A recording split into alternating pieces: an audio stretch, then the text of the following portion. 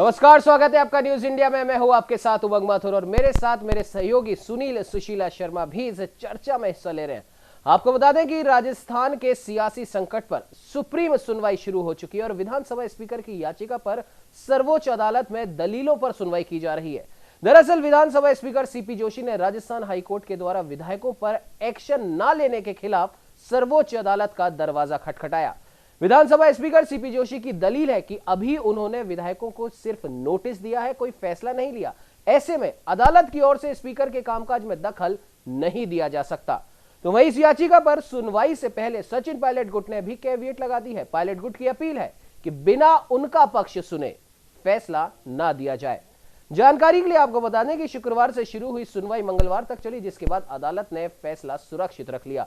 साथ ही साथ स्पीकर को 24 जुलाई तक कोई फैसला ना लेने को कहा और तब स्पीकर ने इस बात को स्वीकार किया, लेकिन 24 घंटे के भीतर ही सुप्रीम कोर्ट का रुख कर लिया।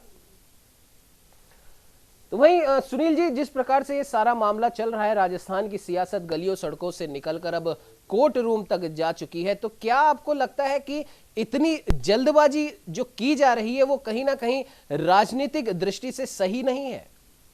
देखिए, सुप्रीम सुनवाई है, बात सुप्रीम लेवल तक पहुंच चुकी है, जो कि कोर्ट से निकली थी, या यूं कहें कोर्ट से भी नहीं, असल में तो अपने कुनबे से ही निकली थी। कुनबे से निकलकर सीधा कोर्ट में, हाई कोर्ट में, और हाई कोर्ट के बाद सुप्रीम कोर्ट पर।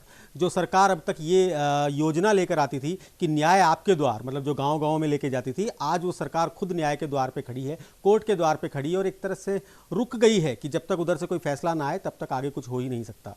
बिल्कुल राजनीति है, क्योंकि स्पीकर को जब हाई कोर्ट ने म्यूट कर दिया, स्पीकर को एक तरह से 24 जुलाई तक कुछ भी ना कहने के लिए बोल दिया गया। जी, सिर्फ एक ही दिन बाकी बचा है, कल 24 जुलाई है, उस समय तक बिल्कुल। और कहीं ना कहीं सुनील जी, अभी इसी समय जिरह चल भी रही है। कपिल सिब्बल स्पीकर का पक्ष रख रहे हैं और सुप्रीम कोर्ट ने भी कहा है कि जब 24 जुलाई का समय दिया गया था तो आप एक दिन आप रुक जाते। जी हाँ, परंतु नहीं, क्योंकि राजनीति इसी को कहते हैं कि वो अपनी तरफ से किसी चीज को रुक ही नहीं पा रहे, वो अपना पक्ष रखने के लिए इतना आतुर हैं, उन्हें डर लग रहा है कहीं कुछ ऐसा ना हो जाए तो उससे पहले सुप्रीम कोर्ट में जाकर हम अपना पक्ष रख दें, क्योंकि एक बार जब सुप्रीम कोर्ट में अगर सुनवाई शुरू हो जाती है तो उसके बाद में उन्हें कुछ फायदा मिलने की उम्मीद रहती है। असल में दो संवैधानिक संस्थाओं का टकराव है ये, असल में, कि एक तरफ स्पीकर कहता है कि मेरे अपने निर्णय हैं, मेरी अपनी सीमाएं हैं, मैं उन सीमाओं के अंतर्गत काम कर रहा हूं, इसमें हाईकोर्ट मुझे दखल नहीं दे सकता। और इसी चीज को लेकर, क्योंकि वो तो सुनवाई से मतलब ही नहीं, सीपी जोशी जो कह रहे हैं, स्पीकर जो कह रहे हैं, वो कह रहे हैं सुनवाई से मुझे कोई मतलब नहीं, मैं तो इस बात पर हूं कि हाईकोर्ट ने इसमें दखल भी क्यों दिया, क्योंकि जब तक मैं कोई फैसला नहीं लूं तब तक हाईकोर्ट पे जाने का मैटर ही नहीं है। और इसी चीज पे लेकर आज सुप्रीम कोर्ट में सुनवाई जारी है। कपिल सिब्बल उसमें इनकी तरफ से वकील हैं। जी बिल्कुल सुनील जी, आपने सही कहा। और जाहिर सी बात है कि कहीं ना कहीं राजस्थान की राजनीति अब तेजी से अपना रंग बदल रही है और रोज हमें कुछ ना कुछ नया इसमें दिखाई दे रहा है। फिलहाल इसी पर बात करने के लिए हमारे साथ जयपुर से हमारे संवाददाता रहमतुल्ला खान लाइव जुड़ चुके हैं। रहमत, जिस प्रकार से हाईकोर्ट से निकलकर अब यह मामला सुप्रीम कोर्ट में जा चुका है और कपिल सिब्बल की तरफ से जिरह वहां पर की जा रही है, सुप्रीम कोर्ट ने साफ तौर पर यह कहा है, हालांकि स्पीकर ने यह कहा था कि हमने तो सिर्फ नोटिस दिया है, फैसला नहीं दिया। इसी बात को लेकर सुप्रीम कोर्ट ने पलटवार करा है। उन्होंने कहा है कि असंतोष की आवाज दबाई नहीं जा सकती। क्या कुछ कहना है रहमत आपको इस बारे में?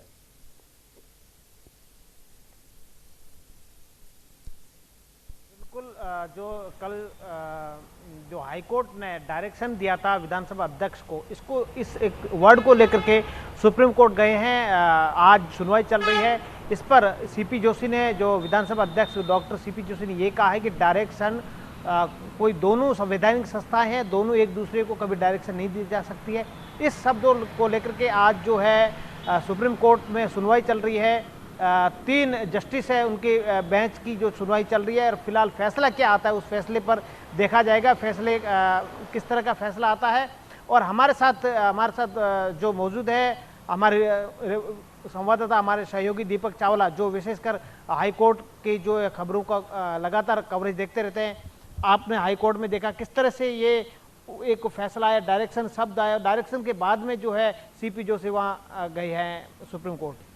देखिए बिल्कुल रहमत, स्पीकर ने एक एसएलपी दायर की है। अभी सुप्रीम कोर्ट में एक कमेटी गठित की गई, विशेष तौर पर 11 बजे सुनवाई वहाँ पर शुरू हो चुकी है। एसएलपी दायर की क्योंकि हाईकोर्ट का फैसला शुक्रवार तक रोक दिया गया, यानी कि हाईकोर्ट ने कहा है कि शुक्रवार तक अनुरोध किया है स्पीकर से कि वह कोई भी फैसला जो है नहीं ले। हाईकोर्ट अपना फैसला जो है वो शुक्रवार को सुनाएगी, इसीलिए एक एसएलपी स्पीकर की ओर से दायर की गई है। वहीं सचिन पायलट का जो ग्रुप है उन्होंने भी एक कैविएट दायर किया। उन्होंने कहा है कि आप इससे सुप्रीम कोर्ट अगर कोई फैसला सुनाए तो उससे पहले एक बार जो पायलट का जो ग्रुप है उसकी भी जरूर सुने। तो उन्होंने भी ये सुप्रीम कोर्ट में कैविएट दायर कर दी है, यानी कि अब ये मामला हाई कोर्ट के बाद सीधा सीधा सुप्रीम कोर्ट भी पहुंच चुका है। आज सुनवाई हो रही है, देखना ये होगा कि ये सुनवाई कब तक चलती है और कब फैसला आता है। लेकिन एक बात तो तय है, जब तक हाई कोर्ट या सुप्रीम कोर्ट का फैसला नहीं आता तब तक जो है ना तो स्पीकर कोई एक्शन ले सकता है और ना ही कुछ हो सकता है। तो यानी कि कह सकते हो कि हाई कोर्ट और सुप्रीम कोर्ट में जितना लंबा ये मामला जा रहा है, जितना ये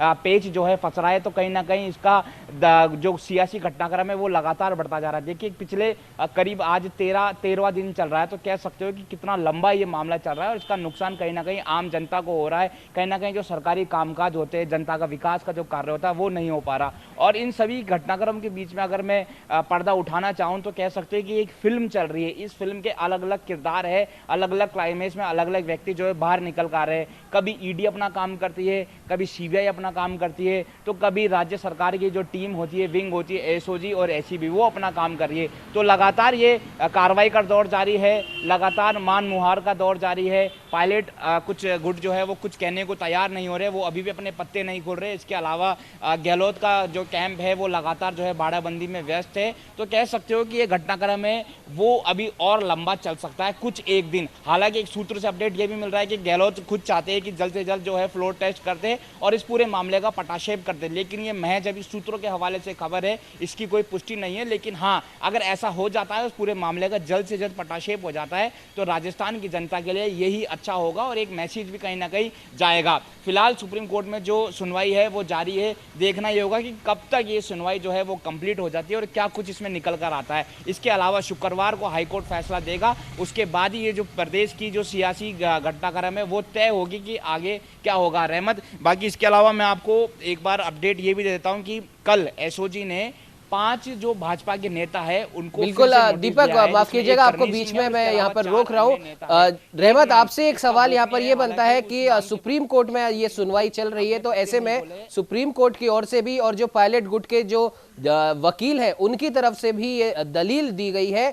उन्होंने साफ तौर पर यह कहा है कि मान लीजिए किसी पार्टी में कोई व्यक्ति अपने नेता से या पार्टी में ही किसी दूसरे व्यक्ति से अगर वो सहमत नहीं है, तो क्या उसकी सिर्फ असहमति पर उसे अयोग्य ठहराया दिया जाएगा?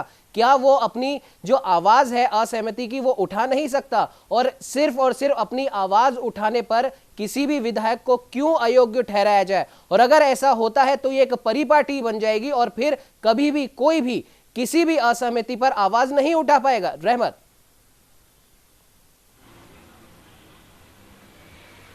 देखिए, विधानसभा अध्यक्ष और पायलट गुट दोनों की तरफ से जो हाई कोर्ट में याचिका लगाई गई थी, याचिका तो पायलट गुट की तरफ से लगाई गई थी, उसके बाद में दोनों के यानी विधानसभा अध्यक्ष के और पायलट के दोनों के वकीलों ने अपने अपने दलीलें दी, अपने अपने दलीलें होती है, कोर्ट क्या फैसला देता है।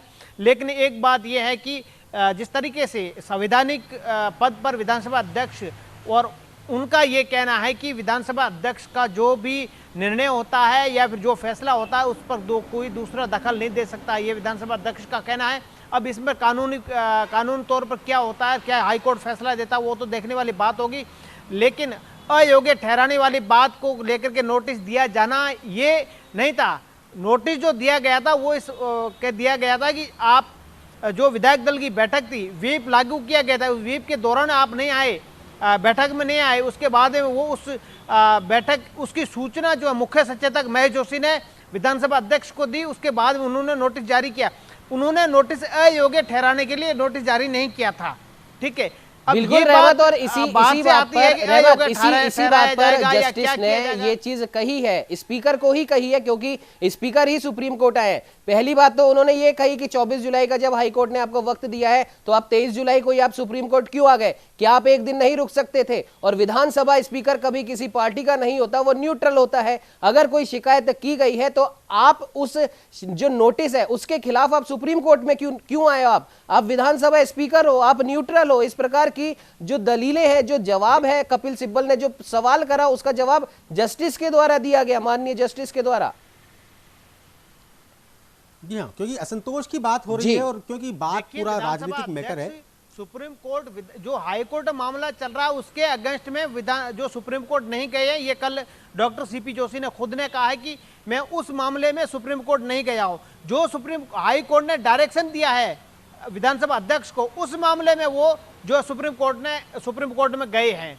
और उस क्योंकि जब हाई कोर्ट ने डायरेक्शन दे दिया है, विधानसभा अध्यक्ष को डायरेक्शन दिया है, उस डायरेक्शन को लेकर के ही उन्होंने रहमत यहाँ पर सवाल यही उठता है कि हाईकोर्ट ने जब पहले डायरेक्शन दिया तब विधानसभा अध्यक्ष ने उसको मान लिया, फिर उन्होंने दोबारा डायरेक्शन दिया 24 जुलाई का, तब भी उन्होंने माना। और ये खुद उन्होंने अपने बयान में ये चीज कही है कि हमने हाईकोर्ट का डिसीजन हमने माना है। जब आपने मान ही लिया तब फिर ऐसी क्या मजबूरी हो गई कि आप मानने के बाद उसी डिसीजन के खिलाफ आप सुप्रीम कोर्ट चले जाते हो?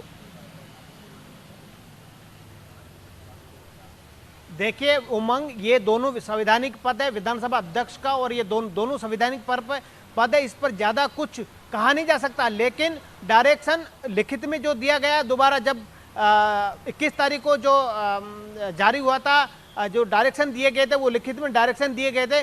पिछली बार जो कहा गया था वो डायरेक्शन नहीं था, और उसी में विधानसभा अध्यक्ष ने यही कहा था कि वो डायरेक्शन नहीं था।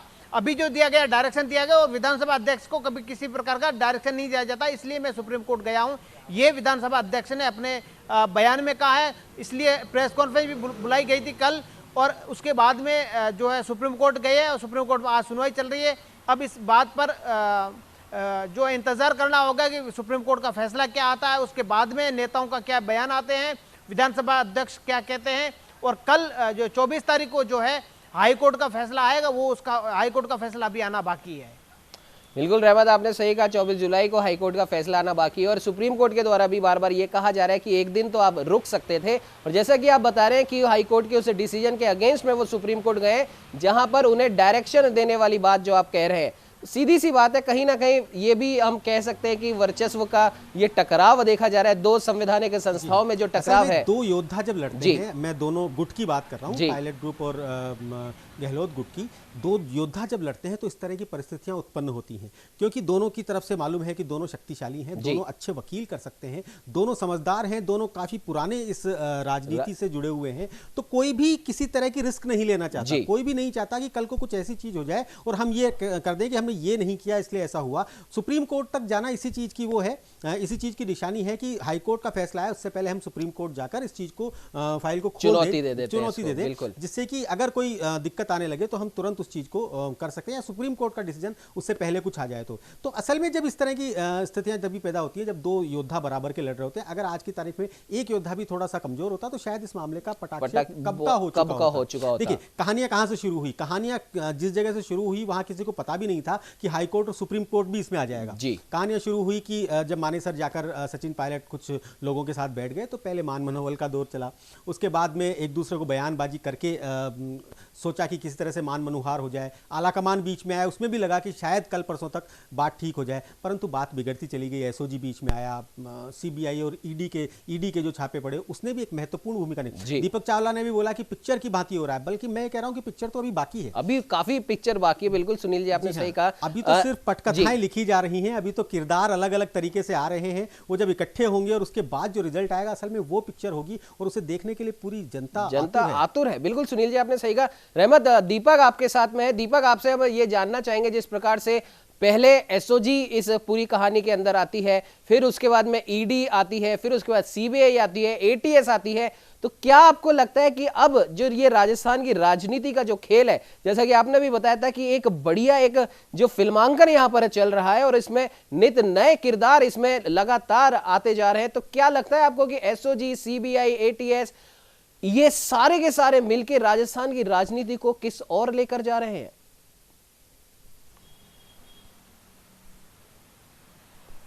देखिए उमंग, ये जिस प्रकार से एटीएस, एसओजी या एसीबी, ये तमाम जो एजेंसियां हैं, सरकारी एजेंसियां, ये अपना अपना काम करती है। जिनको जो रिपोर्ट मिलती है, जो शिकायत मिलती है, चाहे किसी आम साधारण व्यक्ति की मिले, चाहे पॉलिटिशियन की मिले, किसी भी प्रकार की कोई शिकायत मिलती है उस पर जांच करना उनका जो है फर्ज होता है। हमारे साथ दीपक मौजूद है। दीपक, एटीएस काम कर रही है, एसओजी काम कर रही है, एसीबी काम कर रही है, इसको किस तरह से देखा जाएगा? देखिए बिल्कुल एक लोकतांत्रिक तरीके से सरकार राजस्थान की बनी है और वाकई जो आम पब्लिक है वो चाहती है कि 5 साल तक जो है गहलोत सरकार रहे, कांग्रेस सरकार रहे, और इसको अगर गिराने की अगर साजिश होती है तो कहीं ना कहीं वो 124A और 120B में वो आरोपी बनते हैं, उनके खिलाफ मुकदमा दर्ज होता है। बस इसी कड़ी में जो है एसओजी, CID-CB और ACB एंटी करप्शन ब्यूरो अपना काम कर रही है। मैं आपको बीते 7 या 10 दिन की अपडेट अगर बता दूं तो अब तक इस पूरे मामले में एसओजी में 2 FIR और ACB में 1 FIR और इसके अलावा 3 आरोपी अब तक अरेस्ट हो चुके हैं। आरोपी भरत, अशोक और संजय जैन, ये तीनों ही अरेस्ट हो चुके हैं। चौंकाने वाली बात ये कि तीनों का जो टच है वो भाजपा से है और इसके अलावा कल एसओजी ने 5 नोटिस भेजे थे, पांचों के पांचों भाजपा के नेता है। माना जा रहा है कि अब एसओजी का अगला टारगेट ये 5 है। इनको नोटिस दिया है, इनको पूछताछ के लिए बुलाएंगे और इसके अलावा जो ऑडियो वायरल हुआ था उस ऑडियो वायरल के हिसाब से इनकी सत्यता को जो है जाँच की जाएगी। इसके अलावा जो पूर्व में गिरफ्तार तीनों आरोपी है इनसे पूछताछ की जाएगी। इनसे पूछताछ के बाद ही इनके नाम आए हैं और इनके नाम आने के बाद संभवतः इनको हिरासत में लेके जो भी आगे कार्रवाई है वो की जा सकती है।